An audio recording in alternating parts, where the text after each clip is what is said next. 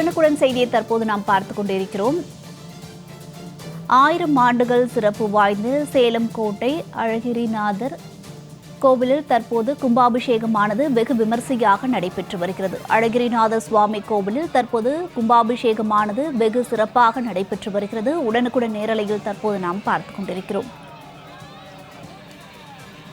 சேலம் மாநகரின் மையப்பகுதியில் உள்ள கோட்டை அழகிரிநாதர் சுவாமி திருக்கோவிலில் சுமார் 1000 ஆண்டுகளுக்கு பழமை வாய்ந்த திருக்கோவிலில் ஒன்றாக உள்ளது. இந்த கோவிலின் கும்பாபிஷேக பணிகள் தொடர்ந்து நடைபெற்று வந்த நிலையில் இன்று அழகிரிநாதர் கோவிலில் கும்பாபிஷேகம் சிறப்பாக நடைபெற்று வருகிறது. உடனுக்குடன் நேரலையில் தற்போது நாம் பார்த்துக் கொண்டிருக்கிறோம். கூடுதல் விவரங்களை வழங்குவதற்காக செய்தியாளர் விஜய் ஆனந்த் இணைப்பில் இருக்கிறார். விவரங்களை கேட்டறியலாம். வணக்கம் விஜய் ஆனந்த். தற்போது கும்பாபிஷேகத்தை ஒட்டி அந்த பகுதியில் என்ன மாதிரியான பாதுகாப்பு ஏற்பாடுகள் செய்யப்பட்டுள்ளது? பக்தர்களுக்கு என்ன மாதிரியான வசதிகள் மேற்கொள்ளப்பட்டுள்ளது? கூடுதல் விவரங்களை பதிவிடுங்க. கண்டிப்பா வர்ணியா.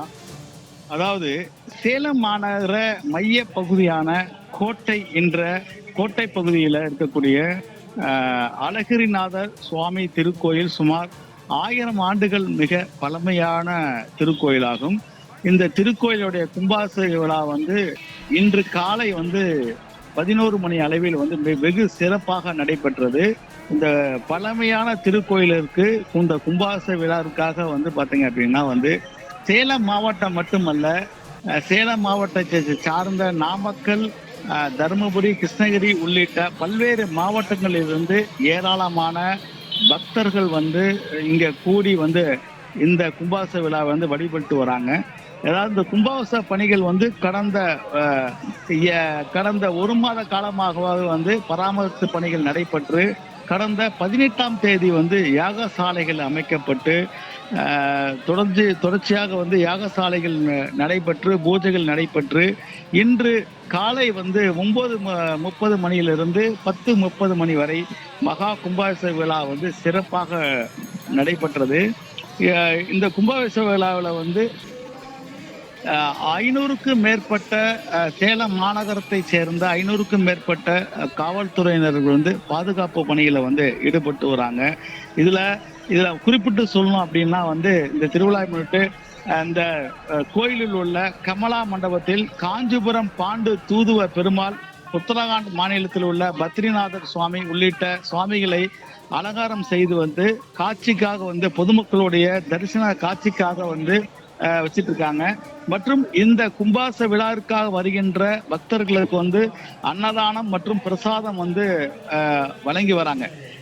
இந்த நிலையில கோயில் நிர்வாகத்துடைய மெத்தன போக்கினால் பாத்தீங்க அப்படின்னா காலையில கும்பாபிஷேக விழாவை ஏராளமான பொதுமக்கள் தரிசிக்க முடியாத ஒரு மோசமான சூழ்நிலை ஏற்பட்டிருக்கு. ஏன்னா கோயில் நிர்வாகம் இந்த கும்பாபிஷேகம் நடைபெற்ற அந்த நேரத்துல பாத்தீங்க அப்படின்னா கோயில் நிர்வாகம் சார்பில் வழங்கப்பட்டிருக்கக்கூடிய 1200 விவிஐபி பாஸ் வழங்கப்பட்ட அவர்களுக்கு மட்டுமே, அதாவது விவிஐபி முக்கிய பிரமுகர்களுக்கு மட்டுமே கோயில் உள்ளார நுழைவதற்கு அனுமதி வழங்கப்பட்டதனால சராசரியாக நடுத்தர ஏழை மக்களை சேர்ந்த பொதுமக்கள் இன்று இந்த பிரசித்தி பெற்ற 1000 ஆண்டு பிரசித்தி பெற்ற இந்த அழகிரிநாதர் திருக்கோயில்ல தரிசிக்க முடியாத சூழ்நிலை ஏற்பட்டுச்சு.